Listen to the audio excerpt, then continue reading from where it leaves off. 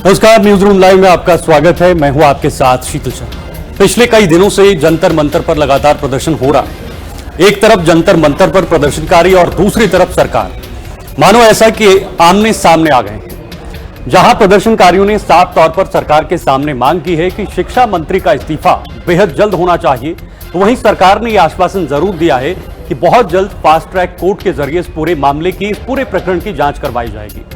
लेकिन जंतर मंतर पर डटे प्रदर्शनकारी इससे पीछे हटने को तैयार नहीं।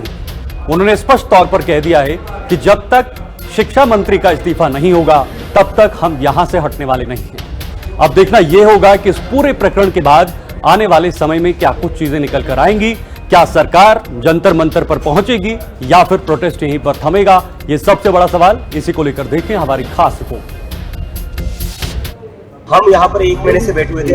1 महीने में ऐसी कोई वारदात नहीं हुई, लेकिन अब क्या हो रहा है, जैसे ये प्रोटेस्ट बड़ा हो गया है तो ये बाहर से गुंडे भेजे जा रहे हैं बीजेपी द्वारा, जानबूझकर लोगों को उकसाने के लिए, और यही लोग हैं जो पथराव करे बीजेपी के। वांगचुक का अनशन, छात्रों की आवाज, पीएम मोदी का दावा, इंसाफ का दिलासा, फास्ट ट्रैक कोर्ट का गठन, पेपर लीक पर लगाम कब, समय पर फैसला लेती सरकार, राजधानी में क्यों हुआ लाठीचार्ज।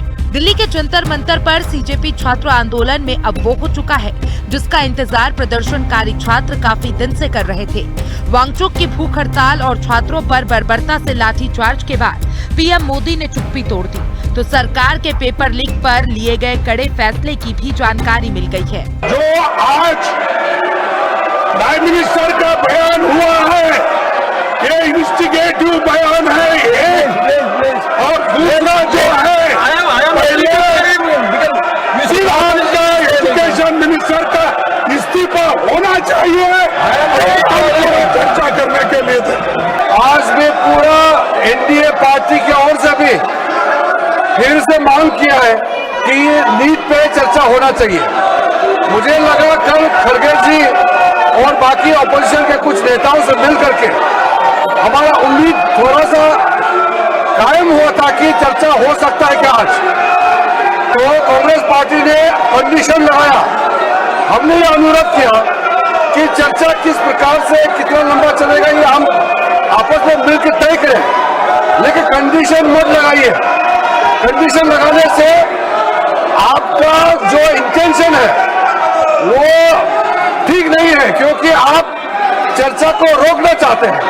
अब चर्चा का बात करके फिर कंडीशन लगा के फिर चर्चा को आप बाधित कर रहे हैं। हमने फिर से अनुरोध कर रहे हैं कि नीट एग्जाम को लेकर के कोई राजनीतिकरण नहीं करते हुए बहुत अच्छी तरह से दोनों सदन में चर्चा होना चाहिए। फास्ट ट्रैक कोर्ट का गठन, तेजी से होगी मामले की सुनवाई, दोषियों को कठोर सजा देने की तैयारी। पीएम मोदी ने देशवासियों को आश्वासन दिया कि पेपर लीक के आरोपियों को किसी भी सूरत में बख्शा नहीं जाएगा। युवाओं का भविष्य हमारी सर्वोच्च प्राथमिकता, दोषियों को जल्द से जल्द कठोर सजा मिलेगी।